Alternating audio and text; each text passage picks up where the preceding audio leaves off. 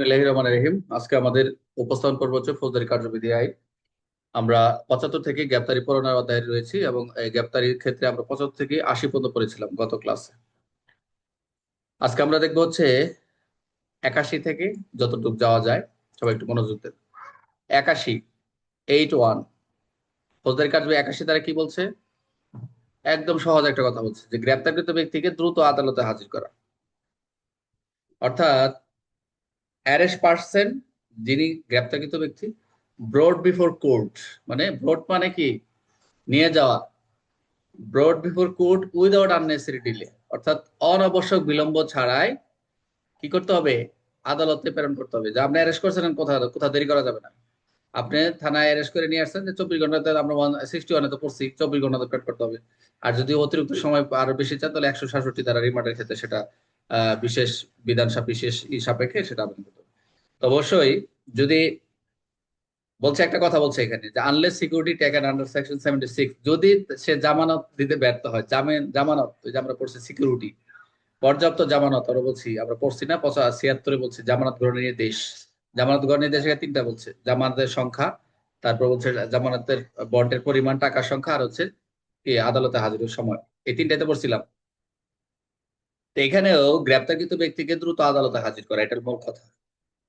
তাহলে আমরা যদি একটু স্টাডি করে যে লাইনটা দেখি, এখানে এসে 81 দ্বারায় যখন কোনো পুলিশ কর্মকর্তা বা অন্য কোনো ব্যক্তি, বলছে পুলিশ কর্মকর্তা অন্য কথা, আমরা তো দেখলাম যে একটি ওয়ারেন্ট কে কে জারি করতে পারে, কাদের উপর নির্দেশিত হয়, জমির মালিকও করতে পারে, সেটা আমরা দেখলাম। তাহলে যখন পুলিশ কর্মকর্তা বা অন্য কোনো ব্যক্তি গ্রেপ্তারি পরোয়ানা কার্যকর করেন, তখন এই 76 বন্ড বা সিকিউরিটি নেওয়ার শর্ত ছাড়া, এই যে আমরা শর্ত ছাড়া যদি এরকম হয়, অপ্রয়োজনীয় বিলম্ব ছাড়া, বলছে আননেসেসারি ডিলে, অপ্রয়োজনীয় অনাবশ্যক বিলম্ব, অপ্রয়োজনীয় বিলম্ব ছাড়া গ্রেপ্তার হবে তৎক্ষণাৎ সে আদালতের কাছে হাজির। কোনো কথা নেই।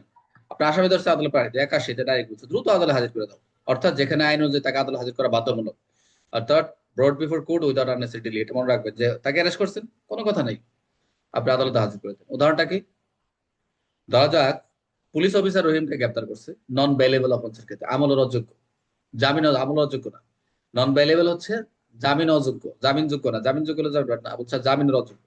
তাহলে অবশ্যই সে 76, 76 ধারা অনুযায়ী পায় নাই, বন্ড নিতে পারে নাই, ওই যে জামানত নিতে পারে নাই, মুসলাকা নিতে পারে নাই। পুলিশ অফিসার রহিমকে অপ্রয়োজন, তার বলছে যেহেতু মুসলাকা দিতে পারে না, নিতে পারে নাই, তাহলে কি করবে? যে আননেসেসারি ডিলে, জাস্ট দ্রুত বিলম্ব না করে দ্রুত ম্যাজিস্ট্রেট এখতিয়ারের কাছে আদালতে। এখতিয়ার অর্থাৎ ম্যাজিস্ট্রেট এখতিয়ার, যে আদালত আপনার প্রতিটি থানা এলাকায় তার এখতিয়ার দিন আদালত রয়েছে, ম্যাজিস্ট্রেট আদালত রয়েছে, সে আদালতে হাজির করা। তাহলে সে হাজির করাটা হচ্ছে 81 অনুযায়ী বৈধ। 81 অনুযায়ী আমরা কি দেখলাম? যদি এমসিকিউ আমরা স্টাডি করে যেটা পাবো সেটা হচ্ছে গ্রেপ্তারকৃত কোথায় যেতে হবে? অবশ্যই জেল, আদালত যেখানে হাজির বাধ্যতামূলক, পরিবারের কাছে, স্থানীয় চেয়ারম্যান অফিস, অবশ্যই যেখানে আদালতে হাজির করা বাধ্যতামূলক। 76 অনুযায়ী বন্ড বা সিকিউরিটি নেওয়া হলে 81 কি প্রযোজ্য হয়? 76 দ্বারা যদি বন্ড সিকিউরিটি না হয়, এটা কি প্রযোজ্য হবে? 76 দ্বারা জামানত দিলে সেটা আছে, জামিন দিবে, ও মুক্তি, কাস্টাডি থেকে মুক্তি দিবে। 76 পড়ছি না আমরা মুক্তির কথা। এখন কথা হচ্ছে এটা তো 81 দ্বারা সেটা প্রযোজ্য হবে না। না, বন্ড নেওয়া হলে সিকিউরিটি অনুযায়ী মুক্তি সম্ভব না। 81 মূল উদ্দেশ্য কি? গ্রেপ্তার কিন্তু অপ্রয়োজনীয় বিলম্ব ছাড়া আদালতে হাজির করে, এটাই মূল কথা। 81 অনুযায়ী গ্রেপ্তারকৃতকে আদালত হাজির করবে কোথায়?